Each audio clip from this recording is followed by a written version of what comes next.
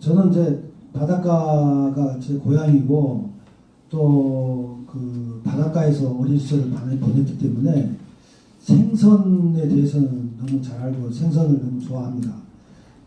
여러분 새조개라는 게 지금은 뭐 너무너무 비싼 음식이 됐지만 제 어렸을 때는 여수 지역은 새조개가 너무 많이 났어요. 새조개는 조개입니다.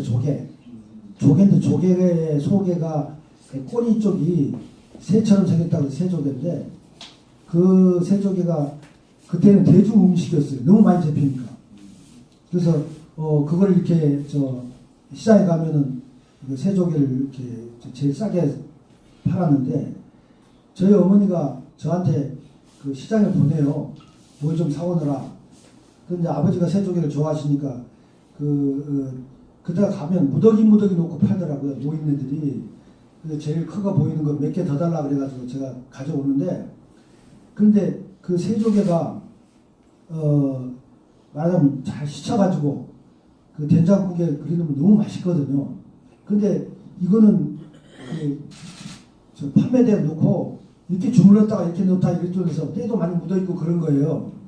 그런데 이렇게 마지막까지 안 팔리는 새조개는 좀 싱싱한 것도 덜해요. 좀 찐이 좀 나와가지고 이게 산뜻하지 않는 건데 너무 배가 고프니까. 그리고 새조개를 이렇게 음식으로 만들면 제 차례가 한 마리는 될까 말까 계산해보면 제가 다 알거든요. 그러니까 저는 그거를 이제 심부름하는 거니까 그것도 욕심이 생겨서 집에 가기 전에 생걸로 물에 씻어야 되는데 씻어 먹어야 되는데 그냥 누구 손때 묻는 거도 모르는 거를 그냥 이게 한 마리만 먹으면 또 좀 식구들한테 좀 돌아갈 텐데 제가 그냥 거기서 3마리쯤 먹어요. 그래도 뭐 이제 집에서는 그게 어머니는 잘 모르실 테니까 아무튼 그런 식으로 심부름을 가면 제가 좋아했습니다. 왜냐하면 그렇게 해서 사전에 제가 좀 이렇게 손을 댈 수가 있어가지고 그래서 그렇게 먹는 식탐을 부렸습니다. 그래서 제가 너무 자랑스럽지 못한 참 창피해서 말할 수도 없는 그런 어렸을 때 습관 같은 거 먹는 거에 그렇게 밝히고 하는 게 참 양반들은 그걸 얼마나 수치스러운 일입니까? 그런데 지금 우리가 너무 세월이 좋아져서 음식이 너무나 풍요롭고 뭐 없는 게 없고 하다 보니까 참 배고픈 시절이 말하자면 더 아름다워 보이는 더구나 그런 걸 경험했던 저로서는 그게 오히려 양식이 되고 그게 오히려 저를 더 건강하게 만드는 그런 비방이 아니었나 그런 생각이 드는데 아까 질문한 걸 제가 잊어버렸습니다. 부인을 아주 고생시켰는데 말이죠. 근데 장모님은 또 요리 솜씨가 좋으셨던가 보죠? 생선 얘기를 하다가 잘못 들었네요. 배에서 이제 저희 아까 윤효 선생도 얘기하셨지만 저희 장인어른이 선주였습니다. 배를 가지고 선원들을 부르고 고기를 잡으셨는데 그러니까 저희 장모님이 그 당시는 선원들이 그물 요즘 같으면 이제 나이론으로 그물이 만들어졌죠. 나이론으로 만들기 전이 나옵니다. 그러니까 섬유가 아니고 무명으로 만들었던 그물인데 그물이 잘 찢어져요. 그러니까 선주집에서는 밤낮 그물부터 짚는 거예요. 이게 손질해가지고 그물을 손질하려면 엄청난 그물을 다 손질하려면 며칠이 걸려요. 그러니까 그때 선원들이 다 선주집에 모여가지고 그동안에 이제 밥도 해먹이고 뭐 술도 먹이고 뭐 이렇게 해서 그물 손질을 하는데 근데 장모님이 선원들을 잘 알아요. 장모님이 음식 솜씨도 좋으니까 선원들이 장모님이 얘기하면 꼼짝을 못 하세요. 제가 이제 그 집에 처음 갈 무렵에 장모님이 선원들한테 부탁을 하는 겁니다. 생선을 잡으면 바로 잡아 올렸을 때 싱싱할 때 막 살아 펄펄 튈 때 그때 바로 이렇게 배를 째가지고 창자 버리고 그 잘 가서 바닷물에 씻어가지고 그리고 거기서 배에서 말려야 됩니다. 이게 말리는 데는 왜 배에서 말리는 배 그 큰 바다에 나오면 파리가 없어요. 육지에서 말리면 파리들이 옮겨가지고 구더기 쓸고 막 그래가지고 잘 안 말리고 그럽니다. 근데 배에는 그 먼 데니까 파리인데 없으니까 아주 아무데나 말려도 잘 말리고 또 바닷바람 바람이 불잖아요. 해풍이 불기 때문에 생선이 아주 그 건조가 아주 알맞게 잘 됩니다. 그래서 또 그 사람들은 그 뱃사람들은 아주 그런 걸 잘 알아서 우리 장모님 비유 맞추려고 아주 알맞게 그러니까 장모님 잘 알아요. 너무나 이건 잘못 말린 거다. 이거는 잡아서 바로 펄펄 뛰는 것을 이렇게 비늘 치지 않고 말렸다는 걸 아시니까 아주 정성 들여서 해가지고 장모님을 갖다 주시면 우리 장모님은 그거를 아주 좋아하는 사람한테 막 대접을 하는 거예요.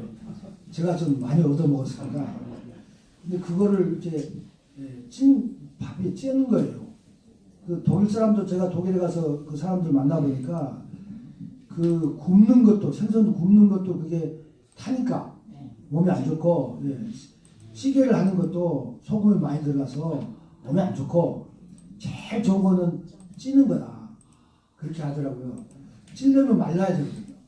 이게 햇빛에 마르면 생선이 그 비타민이 많이 생겨가지고 아주 맛도 좋아지지만 정말 그거는 몸에 좋은 그런 아주 그 좋은 음식이거든요. 그거는.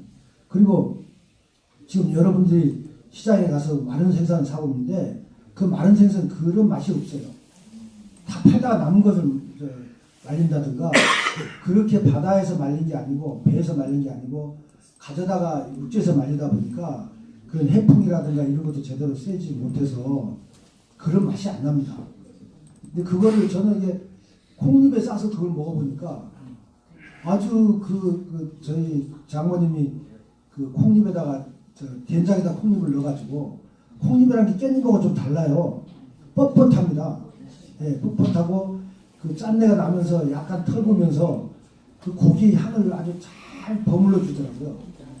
그래서 그거를 참 저한테 인상. 지금은 요즘 그런 생선을 못 먹어봅니다. 구할 데가 없고 구해지지도 않고 그렇습니다. 제 소원은 안 이루어지겠습니다. 이거 한번은 꼭 먹어보고 싶다고 이 묘사가 얼마나 재밌게 잘 되어 있는지 제가 정말 막 군심이 돌 정도로 세상에 이런 음식이 다 있구나. 배에서 만든 분홍빛 생선을 된장 콩잎에 이렇게 해가지고 싸서 먹을 수 있는 그런 것이 다 그런 음식이 있구나. 제가 되게 부러웠고요. 또 이제 그 H그룹 왕 회장님 밑에 들어가서 중동을 누빌 그런 시절이 있었습니다. 거기 보면 이제 소주와 눈물로 삶은 호깃 양고기라는 게 있어요. 이게 어떤 건지 좀 또 우리나라 사실은 경제 발전이 이루어졌던 것이 중동에 정말 70년 80년대 그 시절에 뭐 대수로 공사도 하고 정말 쿠웨이트 사우디아라비아에 가서 우리 이 땅의 젊은 그 건설 인력이 가서 땀을 흘렸기 때문에 우리가 이만큼 잘 살고 있게 됐을 거라고요. 그래서 그 시절을 갖다가 또 이렇게 반추할 수 있는 그런 작품입니다. 그래서 이런 건 선생님 아니고 쓸 수가 없겠다라는 생각을 해보게 돼요. 왜냐하면 그 현재 갔던 분들 중에 소설 쓴 분들은 없었기 때문에 그걸 갖다가 가서 보고 이런 그 열사의 사막에서도 뭔가 젊은이도 있었고 또 뭔가 먹었고 그걸 만드는 사람도 있었을 거라고요. 우리나라 경제 발전기에 말씀을 부탁드립니다. 아이고, 감사합니다. 그런 기회를 주셔서 고맙습니다.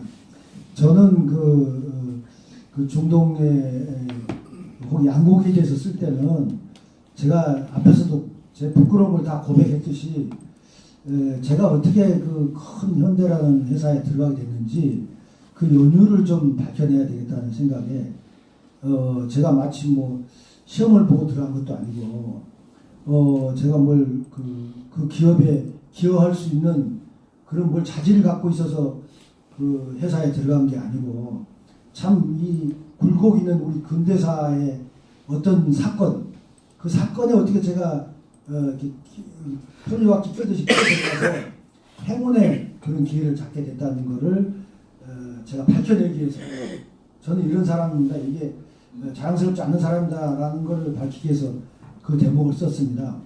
사실 그때 당시 12.12 나가시고 전두환 정권을 잡은 사람이 모든 회사를 모든 기업을 재편성한다. 그래서 현대자동차는 대우한테 주고 대우의 중공업은 현대가 갖고 또 무엇은 뭘로 바꾸고 삼성은 방송국은 어디로 가고 비료 세상 어디 가고 교통정리를 했어요. 그게 정주영 회장은 이제 현대 자동차를 뺏기게 됐어요. 그 줬어요. 주고 났는데 너무 억울한 거예요, 이 회장님이. 그래서 그 당시 이명박이가 포항 사람인데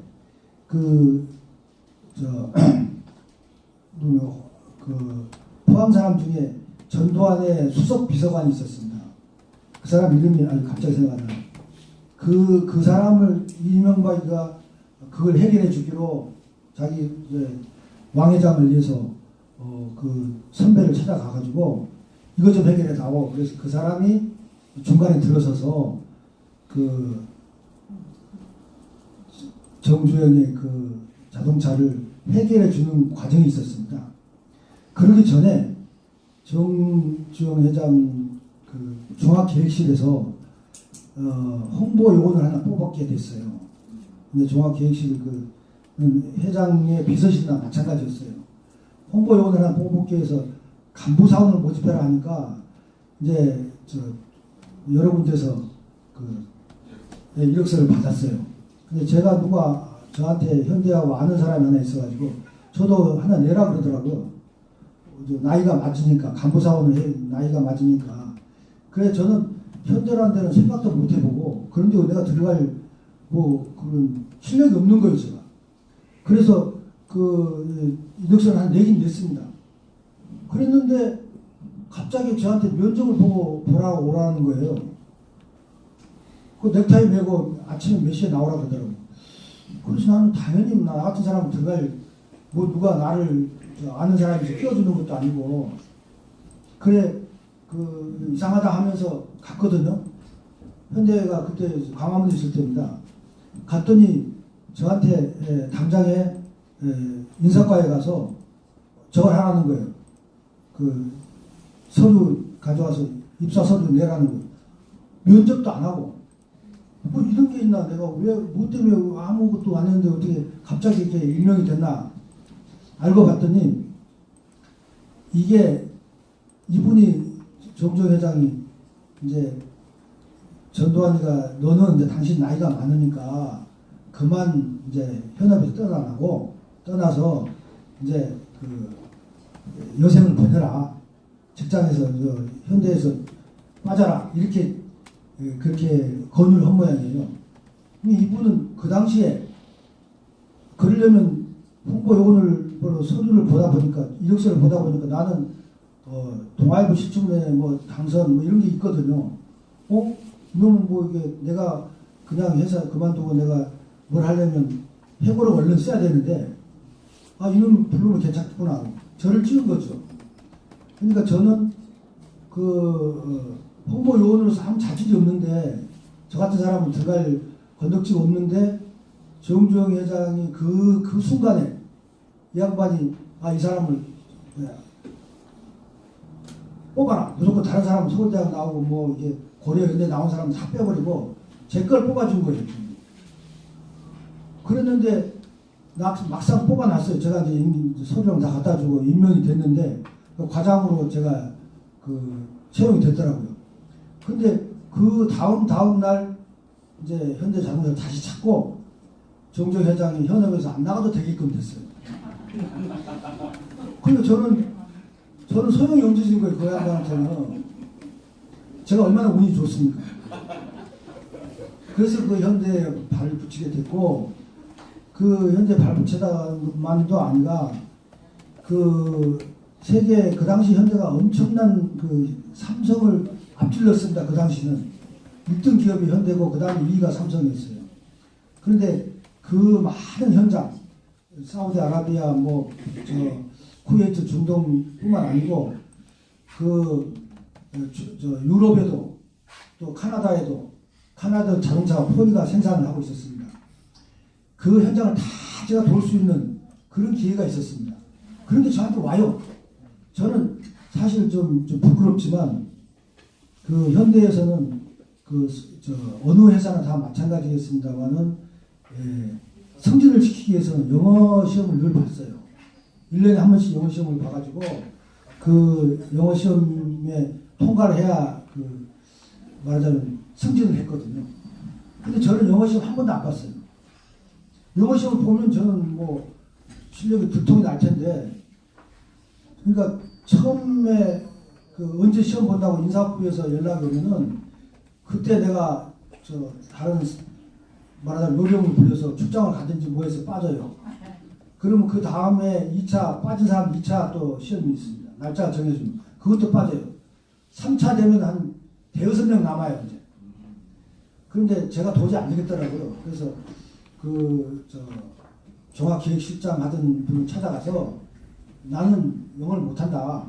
내가 영어 시험 보고 들어온 것도 아니고 그 영어를 봐서 내가 이 회사에 남아있을 수 있는 그런 능력이 안 되기 때문에 그냥 사표를 쓰겠다.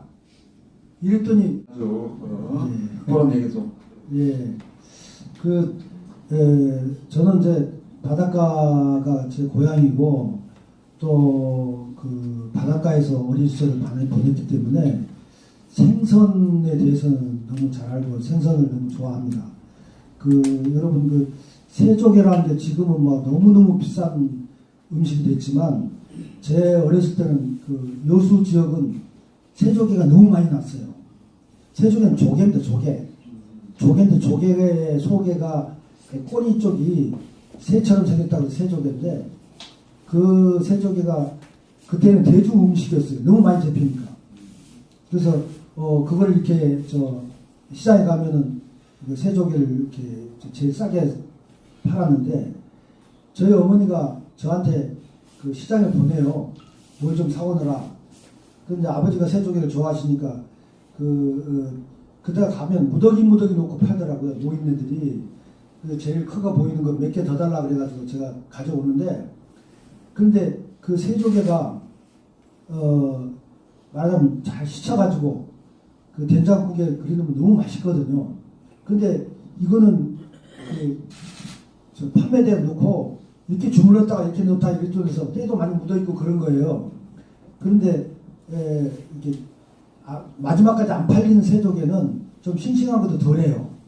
좀 찐이 좀 나와가지고 이게 산뜻하지 않는 건데 너무 배가 고프니까. 그리고 새조개를 이렇게 음식으로 만들면 제 차례가 한 마리는 될까 말까 계산해보면 제가 다 알거든요.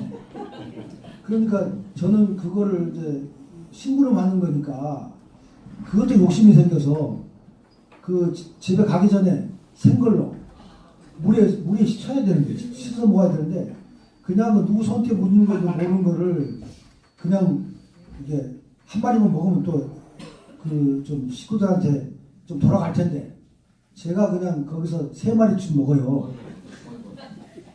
그래도 이제 집에서는 그게 어머니는 잘 모르실 테니까 아무튼 그런 식으로 심부름을 가면 제가 좋아했습니다. 왜냐하면 그렇게 해서 사전에 제가 좀 이렇게 손을 댈 수가 있어가지고 그래서 그렇게 먹는 식탐을 부렸습니다.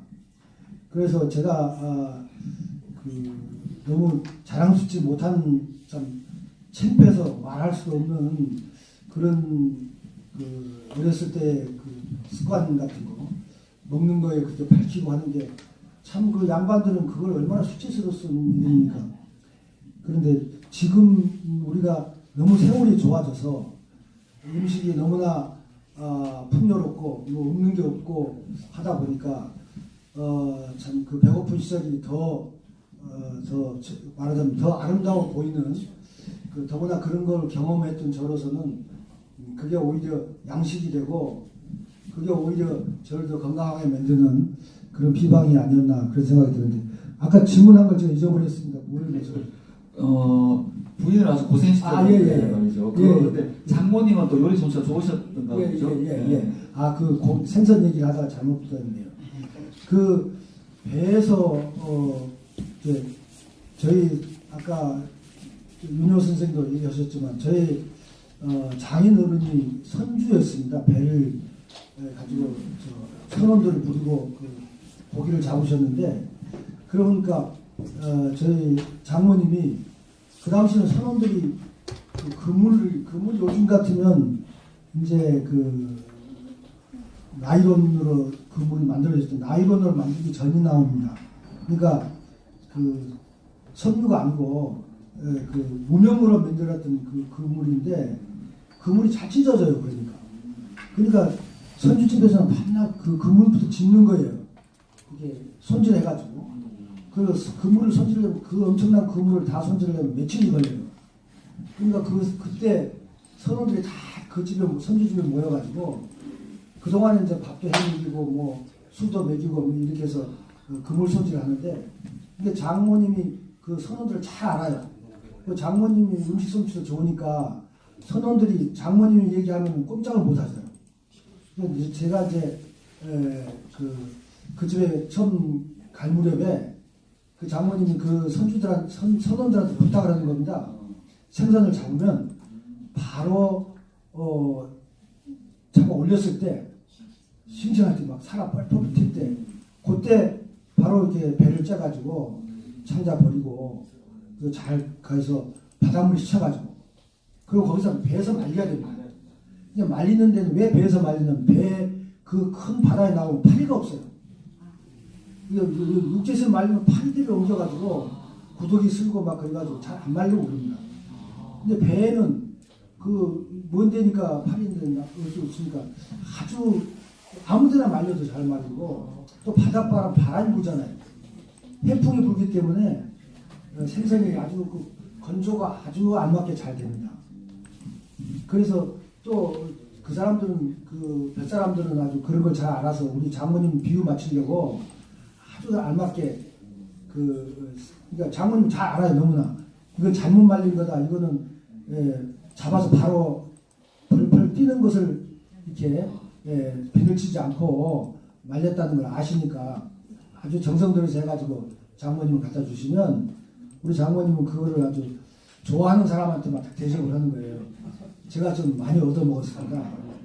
근데 그거를 이렇게 밥에 찌는 거예요. 그 독일 사람도 제가 독일에 가서 그 사람들 만나보니까 그 굽는 것도 생선 굽는 것도 그게 타니까 몸에 안 좋고 찌개를 하는 것도 소금이 많이 들어가서 몸에 안 좋고 제일 좋은 거는 찌는 거다. 그렇게 하더라고요. 찌려면 말라야 되거든요. 이게 햇빛에 마르면 생선이 그 비타민이 많이 생겨가지고 아주 맛도 좋아지지만 정말 그거는 몸에 좋은 그런 아주 그 좋은 음식이거든요. 그거는. 그리고 지금 여러분들이 시장에 가서 마른 생선 사오는데 그 마른 생선 그런 맛이 없어요. 다 팔다가 남은 것을 말린다든가 그렇게 바다에서 말린 게 아니고 배에서 말린 게 아니고 가져다가 육지에서 말리다 보니까 그런 해풍이라든가 이런 것도 제대로 세지 못해서 그런 맛이 안 납니다. 근데 그거를 저는 이게 콩잎에 싸서 그걸 먹어보니까 아주 저희 장모님이 그 콩잎에다가 된장에다 콩잎을 넣어가지고 콩잎이랑 깻잎하고 좀 달라요. 뻣뻣합니다. 뻣뻣하고 그 짠내가 나면서 약간 털보면서 그 고기 향을 아주 잘 버물러 주더라고요. 그래서 그거를 참 저한테 인상 지금은 요즘 그런 생선을 못 먹어봅니다. 구할 데가 없고 구해지지도 않고 그렇습니다. 제 소원은 안 이루어지겠습니다. 이거 저번에 꼭 먹어보고 싶다고 이 묘사가 얼마나 재밌게 잘 되어 있는지 제가 정말 막 군침이 돌 정도로 세상에 이런 음식이 다 있구나. 배에서 말린 분홍빛 생선을 된장 콩잎에 이렇게 해가지고 싸서 먹을 수 있는 그런 것이 다 그런 음식이 있구나. 또 제가 아주 되게 부러웠고요. 또 이제 그 H그룹 왕 회장님 밑에 들어가서 중동을 누빌 그런 시절이 있었습니다. 거기 보면 이제 소주와 눈물로 삶은 호깃 양고기라는 게 있어요. 이게 어떤 건지 좀 또 우리나라 사실은 경제 발전이 이루어졌던 것이 중동에 정말 70년 80년대 그 시절에 뭐 대수로 공사도 하고 뭐 정말 쿠웨이트 사우디아라비아에 가서 우리 이 땅의 젊은 건설 인력이 가서 땀을 흘렸기 때문에 우리가 이만큼 잘 살고 있게 됐을 거라고요. 그래서 그 시절을 갖다가 또 이렇게 반추할 수 있는 그런 작품입니다. 그래서 이런 건 선생님 아니고 쓸 수가 없겠다라는 생각을 해보게 돼요. 왜냐하면 그 현재 갔던 분들 중에 소설 쓴 분들은 없었기 때문에 그걸 갖다가 가서 보고 이런 열살 사막에서도 뭔가 젊은이도 있었고 또 뭔가 먹었고 그걸 만드는 사람도 있었을 거라고요. 그 어떤 우리나라 경제 발전의 기회에 말씀을 부탁드립니다. 예, 감사합니다. 그런 기회를 주셔서 고맙습니다. 저는 그 중동의 양고기에 대해서 쓸 때는 제가 앞에서도 제 부끄러움을 다 고백했듯이 제가 어떻게 그 큰 현대라는 회사에 들어가게 됐는지 그 연유를 좀 밝혀내야 되겠다는 생각에 제가 마치 시험을 보고 들어간 것도 아니고 제가 그 기업에 기여할 수 있는 그런 자질을 갖고 있어서 그 회사에 들어간 게 아니고 참 이 굴곡 있는 우리 근대사의 어떤 사건 그 사건에 어떻게 제가 편리와 끼끌듯이 끌어들어가서 행운의 그런 기회를 잡게 됐다는 것을 제가 밝혀내기 위해서 저는 이런 사람입니다. 이게 자랑스럽지 않은 사람이다라는 것을 밝히기 위해서 그 대목을 썼습니다. 사실 그때 당시 12.12 나가시고 전두환 정권을 잡은 사람이 모든 회사를 모든 기업을 재편성한다. 그래서 현대자동차는 대우한테 주고 대우의 중공업은 현대가 갖고 또 무엇은 뭘로 바꾸고 삼성은 방송국은 어디로 가고 비료소 회사는 어디 가고 교통정리를 했어요. 그게 정주영 회장은 이제 현대 자동차를 뺏기게 됐어요. 줬어요. 주고 났는데 너무 억울한 거예요, 이 회장님이. 그래서 그 당시 이명박이가 포항 사람인데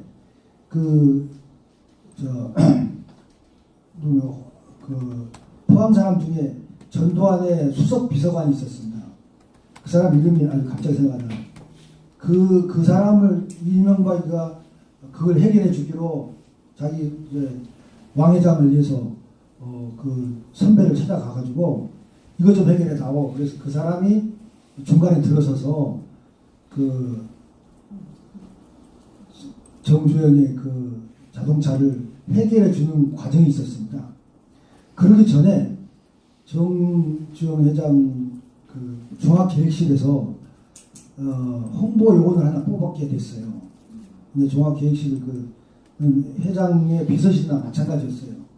홍보 요원을 하나 뽑기 위해서 간부사원을 모집해라 하니까 이제 여러 군데서 이력서를 받았어요. 근데 제가 누가 저한테 현대하고 아는 사람이 하나 있어가지고 저도 하나 내라 그러더라고요. 나이가 맞으니까 간부사원을 나이가 맞으니까. 그래 저는 현대라는 데는 생각도 못 해보고 그런데 내가 들어갈 그런 실력이 없는 거예요 제가. 그래서 이력서를 한 내긴 냈습니다. 그랬는데 갑자기 저한테 면접을 보라고 오라는 거예요. 넥타이 메고 아침에 몇 시에 나오라 그러더라고. 그래서 나는 당연히 나 같은 사람 들어갈 누가 나를 아는 사람이 끼워주는 것도 아니고 그래 이상하다 하면서 갔거든요. 현대가 그때 광화문에 있을 때입니다. 갔더니 저한테 당장에 인사과에 가서 저걸 하라는 거예요. 서류 가져와서 입사 서류 내라는 거예요. 면접도 안 하고 이런 게 있나 내가 뭐 때문에 아무것도 안 했는데 어떻게 갑자기 이렇게 임명이 됐나 알고 봤더니 이게 이분이 정주영 회장이 이제 전두환이가 너는 이제 당신 나이가 많으니까 그만 이제 현업에서 떠나서 이제 그 여생을 보내라. 직장에서 현대에서 빠져라. 이렇게 그렇게 권유를 한 모양이에요. 이분은 그 당시에 그러려면 홍보 요원을 서류를 보다 보니까 이력서를 보다 보니까 나는 동아일보 시청에 뭐 당선 뭐 이런 게 있거든요. 이놈은 뭐 이게 내가 그냥 회사 그만두고 내가 뭘 하려면 해고를 얼른 써야 되는데 이놈 부르면 괜찮구나. 저를 찍은 거죠.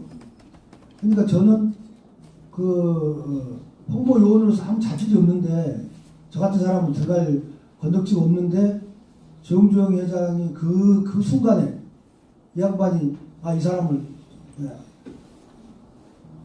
뽑아라. 무조건 다른 사람은 서울대학 나오고 뭐 이게 고려연대 나온 사람은 다 빼버리고 제 걸 뽑아준 거예요. 그랬는데 막상 뽑아놨어요. 제가 이제 서류랑 다 갖다 주고 임명이 됐는데 그 과장으로 제가 그 채용이 됐더라고요. 근데 그 다음 날 이제 현대자동차 다시 찾고 정주영 회장이 현업에서 안 나가도 되게끔 됐어요.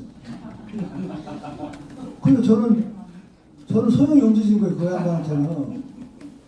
제가 얼마나 운이 좋습니까?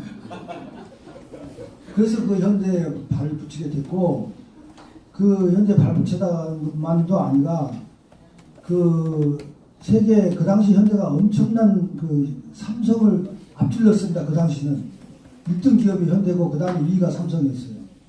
그런데 그 많은 현장, 사우디아라비아 쿠웨이트 중동뿐만 아니고 유럽에도 또 카나다에도 카나다 자동차 포니가 생산을 하고 있었습니다. 그 현장을 다 제가 돌 수 있는 그런 기회가 있었습니다. 그런 게 저한테 와요. 그러니까 저는 참 소설을 쓰라고 그런 내용을 쓸 수 있도록 뭔가 제가 아니고 저는 제 힘이 아니고 다른 무언가의 그 힘에 의해서 그런 기회를 제 나이 때 만약에 제가 돈을 주고 다녔다면 집을 몇 채 팔아야 돼요. 근데 그 당시는 여권도 만들기 힘들 때입니다. 근데 이게 비즈니스 여권이에요. 비즈니스 여권은 뭐 아시는 분들 아시겠지만 어디나 통과합니다. 많이 말하자면 그 공항에서 많이 오래 제가 안 해요. 그냥 탁탁 하고 도장 찍어주더라고요. 그래서 참 저로서는 너무나 그 행복한 그런 중동이나 이런 데서 많은 경험을 했고, 제가 제일 공스럽게 쓴 책이 사실은 오마르 음악회라는 그 소설이 하나 있습니다. 제가 중동에 나가서 오랫동안 경험했던 그 제일 공들여 쓴 책인데 뭐 그 책이 별로 반응이 별로 없어서 지금은 주고 있지만 언젠가는 그 책으로 제가 꼭 한번 그 많은 독자들이 좀 읽어보도록 하는 그런 기회가 오지 않을까 싶은데요. 제가 너무 많이 길어졌습니다. 죄송합니다. 근데 그런들은 이제 그 경험이 그 소설뿐만 아니라 그 뒤에 나오는 작품들에도 이렇게 그 세계를 무대로 이렇게 다 구경하지 않았으면 호 아저씨를 기다리며 누란의 미녀 황무지에서 산봉이 순자인데 이런 작품들이 다 그런 경험이 축적되었기 때문에 쓰여진 소설이에요. 그러니까 우리나라 소설사의 어떤 그 외연을 무대를 넓혀 어떤 그 계기가 현대맨으로 제시하셨기 때문에 가능한 거예요. 맞습니다. 예.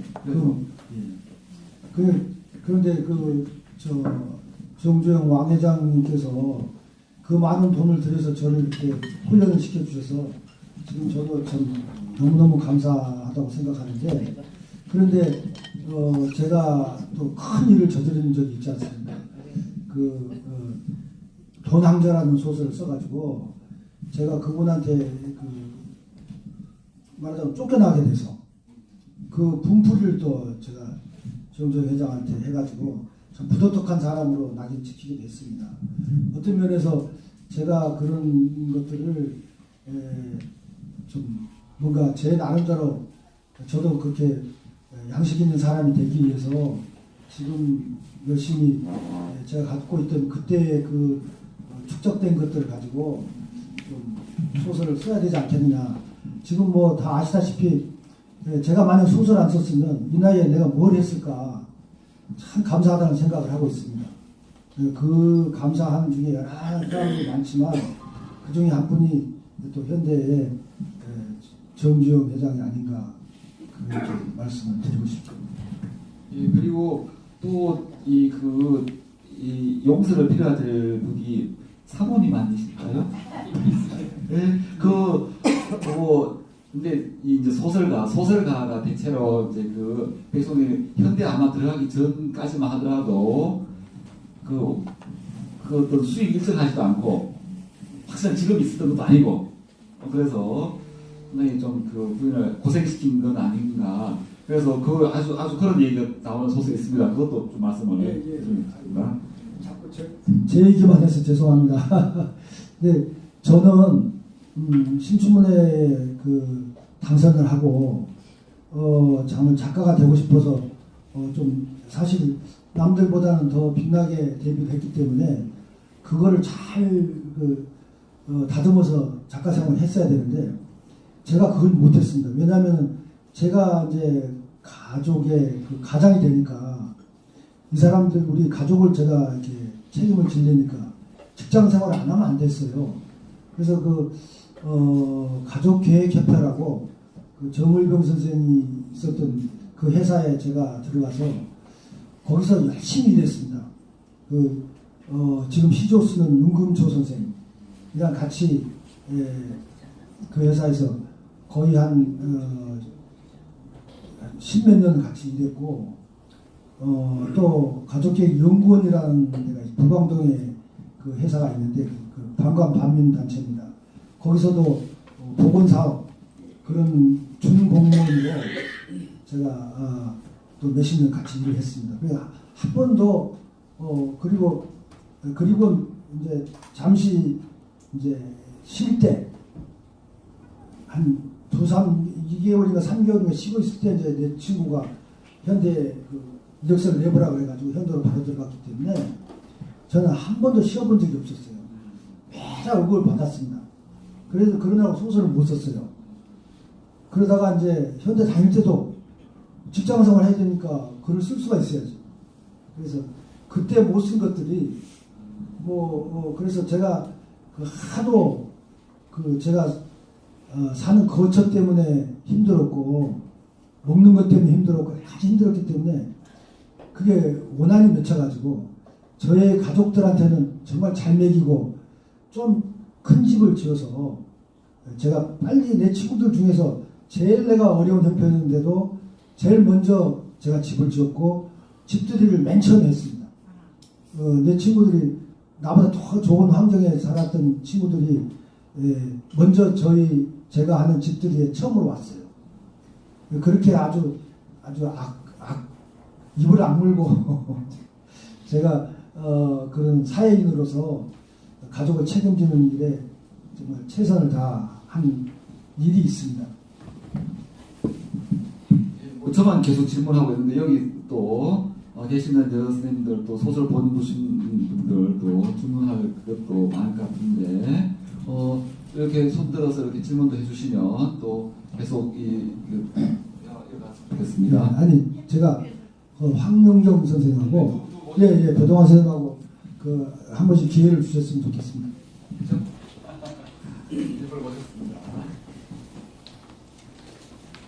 지금 제가 갑자기 불려나온 사유가 있는데 여기서 그걸 밝힐 수는 없고요. 저는 이제 소설 쓰는 황영경입니다. 앉아서 질문 드리겠습니다. 저도 이제 이 소설을 읽었는데 이 선생님께서 해설하셨잖아요. 이 선생님께서 이제 이건 성장 소설이라는 키워드로 맞춰서 해설을 하셨더라고요. 그래서 성장 소설은 항상 치부가 드러나거든요.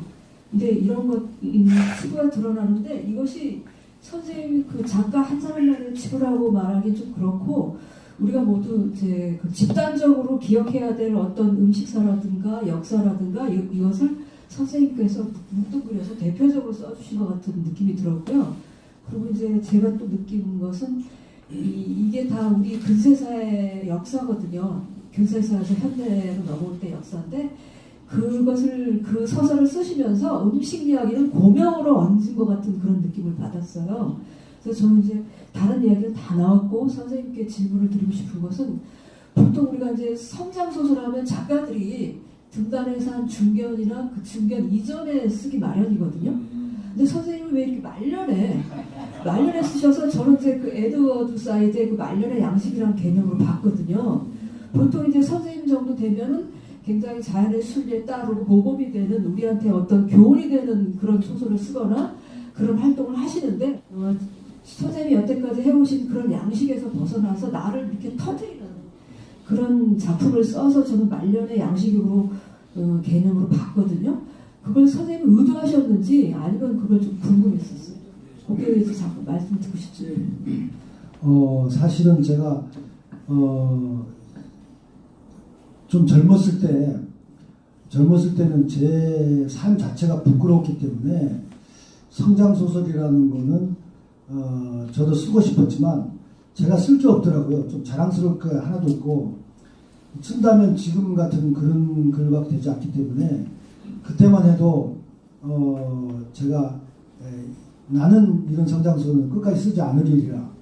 이게 나만이 아니라 내 가족이나 이런 사람들한테도 불편해지고 그게 자랑이 아니기 때문에 문학적으로 그 문학을 이용한 그런 가족의 피해사가 되지 않을까 그런 우려 같은 것들이 그런 작품을 내가 경험한 작품들은 차라리 멀리하게 돼 있었습니다.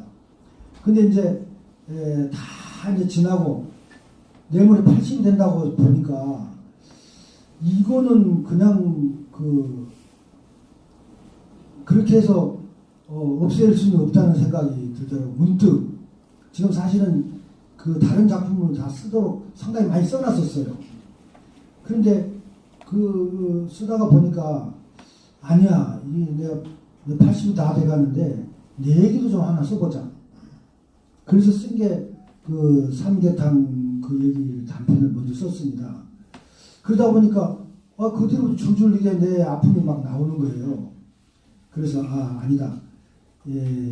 지금은 늦고 80이 되고 그것도 그거지만 내 얘기를 지금 안 쓰면 앞으로 이거는 내가 시도하기가 힘들겠다.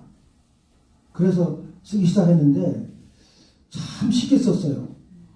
그냥 줄줄 나오더라고요. 그래서 아주 많이 고치지도 못했습니다. 좀 많이 손을 봐야 되는데 제 작품을 늘 읽어주는 우리 배동환 하백이 너는 기독교 얘기밖에 그런 얘기하고 문체도 왜 이렇게 늑다리냐 좀 신선하게 왜 못 쓰냐 저한테 늘 그런 얘기를 지적을 많이 했거든요. 그래서 이게 이런 작품 제가 그랬기 때문에 늘 그런 공포감이 있는데 이거는 그것도 신경도 안 쓰고 문장을 어떻게 잘 써볼까 그거 어떻게 세련되게 써볼까 그런 생각도 못하고 그냥 나오는 대로 줄줄 썼는데 그게 의외로 이번에 처음으로 이 친구한테 칭찬을 받았어요. 야, 너 문체 좋더라. 근데 깜짝 놀랐어요.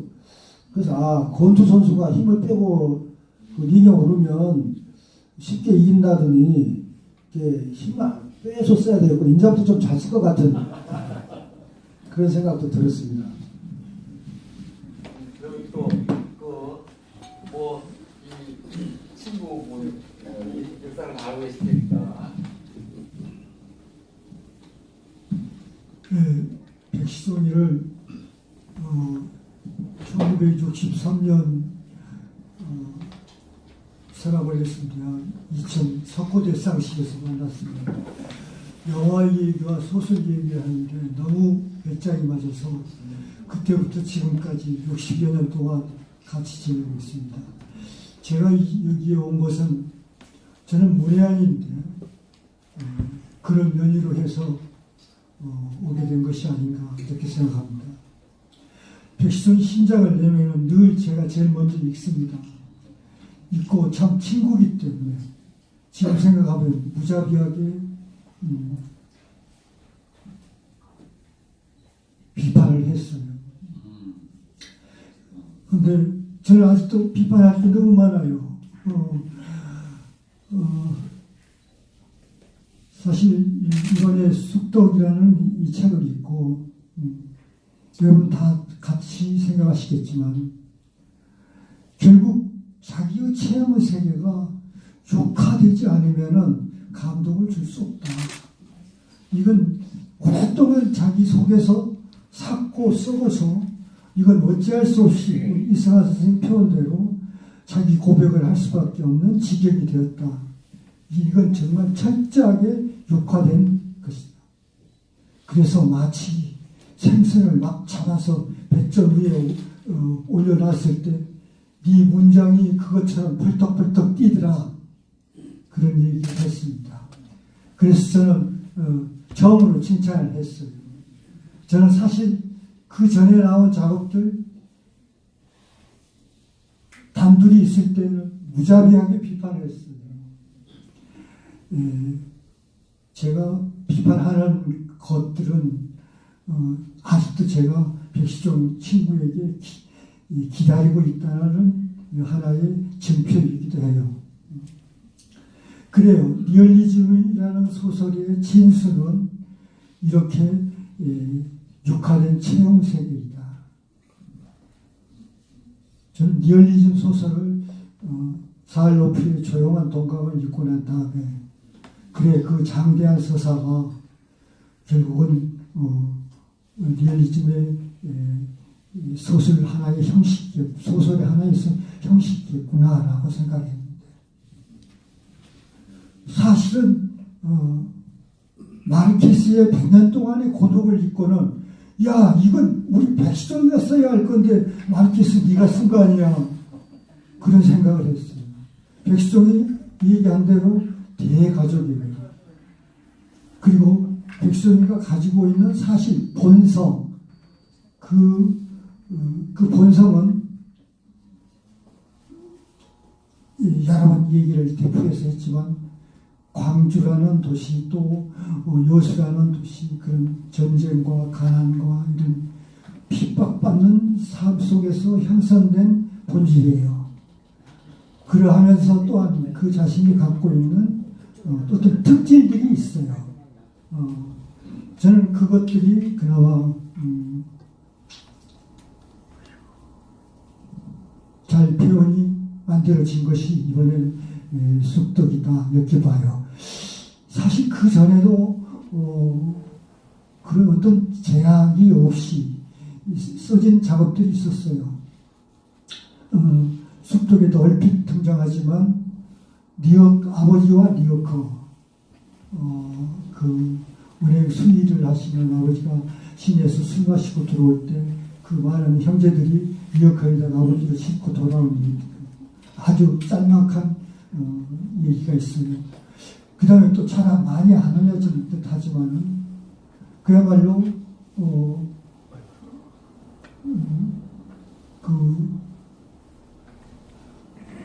참을 수 없는 존재의 가벼움에 써있는 정말 그 기치 같은 에로티시즘이 섞여 있는 성취라는 작업이 있어요. 그런 작업은 백시종의 어떤 그 본성이 드러난 작업이다. 저는 참 좋아해요.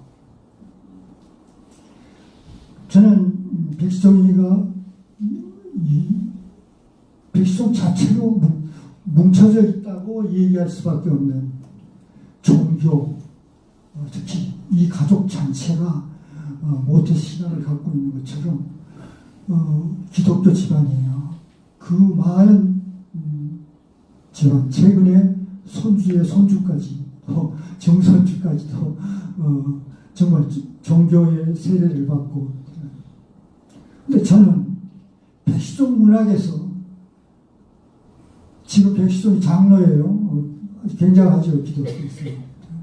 백시종이 소설 안에서 그리스도 기독교라는 것은 이런 도스토옙스키 막 그 어떤 절망 속에서 절규나 이런 것보다는 그저 저는 맹종이라고 봐요. 제가 이렇게 소설을 시작했습니다. 이렇게 해서 끝날 수 있도록 도와주소서. 아멘. 마치 그런 식의 기독교가 소설 속에 등장할 때 저는 정말 에피스토처럼 너 제발 좀 거기서 벗어났으면 좋겠다 라는 얘기를 했습니다. 백시종의 본성 되찾기 저는 이 자리에서 정말 외치고 싶어요. 그래서 가령 뭐 오마르 와켄이 최근에 나온 무슨 순자 삼봉이니 다 아주 역작들이에요. 하지만 저는 어떤 제가 늘 말하지만 닭장 안에 끊임없는 닭들이 울거리고 있는 것보다 정말 봉황 한 마리 나왔으면 좋겠다. 내 친구의 바람이다. 이런 얘기를 하고 있어요. 저는 백시종에게 제2의 100년 동안의 고독이라는 것이 가슴 안에서 지금 부글부글 끓고 있을 것이다. 지가 쓴 들끓는 바다처럼 지금 끓고 있을 거다. 이렇게 생각하고 있어요. 그리고 기대하고 있어요. 일종의 반전이에요. 백시종 문학에서 반전이 나오는 제목들은 너무나 유쾌하고 재밌어요. 삶에 용기를 주는 듯하게 그런 힘이 넘치죠. 그래서 저는 그러한 백시종의 브랜드가 합쳐져서 배경은 아마 바다가 되어야 할 거예요.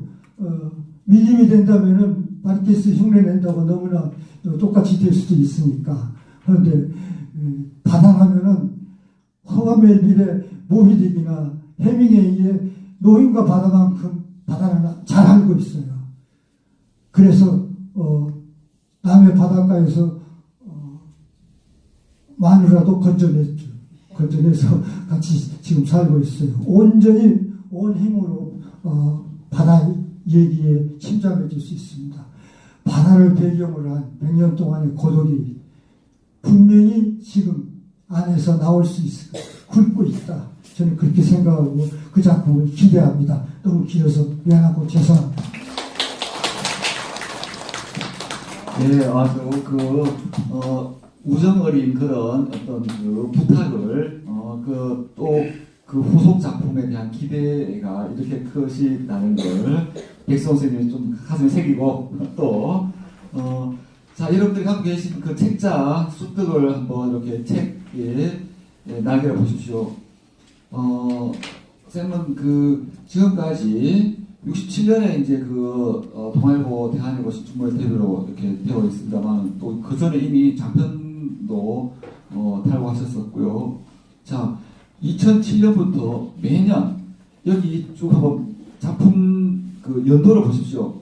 매년 한 권씩 어느 해 건너뛰지 않고 지속적으로 작품을 갖다가 계속 이렇게 그것도 장편 소설 창작집을 내신 분은 우리 한국 문학 사상 이 소설사에 없는 일이에요. 이렇게 그야말로 말년에 수작들이 쏟아져 나오고 있고 주요 문학상들도 다 받으셨습니다. 그러나 이게 종착역이 이런 것이 아니라 또 새롭게 더 정말 세계 문학사에 길이 남을 작품에 대한 기대치를 우리 모두 다 갖고 있을 거예요. 백성 선생님 이제 정말 지금까지 썼던 이런저런 작품들의 엑기스를 다 종합한 정말 생각의 최대의 작품을 우리가 모두 함께 기대를 하면서 2024년 혹은 2025년에 또 어떤 작품이 나올지 정말 기대가 큽니다. 기대를 배신하지 마시고 또 주야장창 또 쓰고 고뇌하고 하셨으면 좋겠습니다. 우리 문학사에 있어서 저도 은사님이기도 한 김동리 선생님의 정말 이제 학과에서 직접 가르쳤던 수제자들이 참 많은데 학과생인데도 불구하고 백송 선생님을 정말 아꼈어요. 소수 그렇게 챙겨주시고 했습니다. 또 김동리 선생님의 문화에서 이렇게 또 회화과 학생이 미술 전공 학생이 이렇게 크게 뒤늦게 이렇게 소설을 쓰고 계실 기대했었을지 모르겠습니다만은 기대치에 정말 제대로 잘 부응하고 있다고 저는 생각합니다. 하지만 아직 이 친구의 기대는 그런 이제 아까 뭐 고향 동감 뭐 백년동의 고독 같은 그런 작품을 쓸 만한 역량을 갖고 계신 분이니까 앞으로 우리 다 함께 기대해 보도록 하겠습니다. 자, 시간이 얼추 꽤 많이 흘렀는데 혹 여러분들 가운데 또 이 지금까지 나온 얘기 말고 또 보충해서 질문하실 것이 있으면 손들어 질문해 주시면 좋겠습니다. 네네. 매년 역작을 내시는 것도 이제 화제이시지만 편편히 우리가 새겨 읽어야 하는 시로 말하면 주옥편이라는 표현을 쓰잖아요. 그런 작가십니다. 우리가 이승하 교수님께서 매끄럽게 진행을 해오셨는데 한 가지 정정을 예람되지만 할 게 있는데요. 이제 매년 역작을 써내시는데 말년이라는 표현을 쓰셨거든요. 큰 결례세요. 요걸 제가 바로 잡아드립니다. 최근에 8090이라는 말을 씁니다. 우리가 청년들 2030이라는 말 많이 쓰시잖아요. 요즘에는 8090이라는 말을 쓰시거든요. 이제 70대 후반이시거든요. 앞으로도 지금 컴퓨터에 저장되어 있는 미발간 소설 목록이 아마 10권이 넘으실 거라고 예상이 되는데 아직 멋있어요. 김영석 교수님 말씀해 주셨지만 이제 100세까지는 기본적으로들 작가 생활을 하실 테니까요. 또 그러한 그 장수 작가의 표본으로서 또 세빙선처럼 우리 한국 작단을 이끌어 가시는 선생님 오늘 귀하게 모셨는데 역시나 이렇게 좋은 감동과 훈훈한 인간애를 공유할 수 있게 되어서 큰 보람을 느낍니다.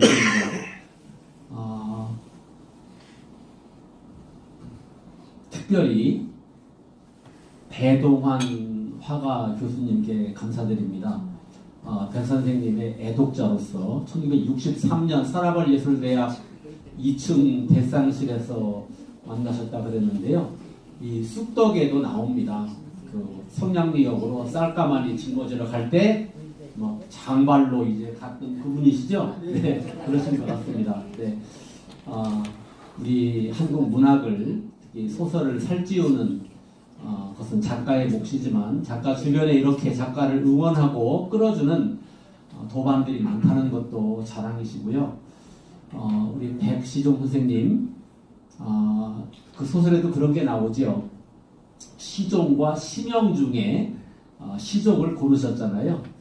김동린 선생님께서 주신 그 이름처럼 우리 한국 작단을 100년 넘도록 이끌어 가주시기를 청원드리는 의미에서 우리 청중 다 함께 큰 박수를 헌정하겠습니다.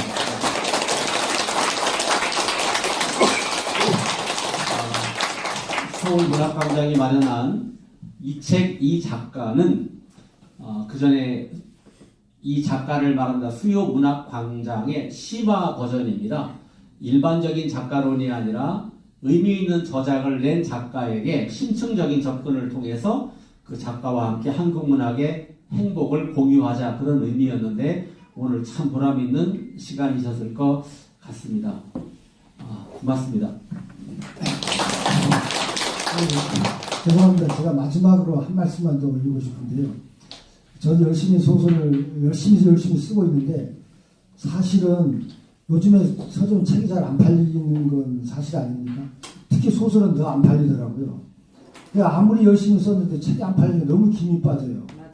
맞아요. 다행히 이번에 쑥덕이라는 작품은 좀 재미있다고들 말씀을 많이 하는데 좀 죄송하지만 좀 선전을 좀 해주셔서 책이 한 권이라도 팔릴 수 있도록 도와주셨으면 저도 다른 분들 쓰시면 제가 더 볼게요. 꼭 좀 도와주십시오. 감사합니다.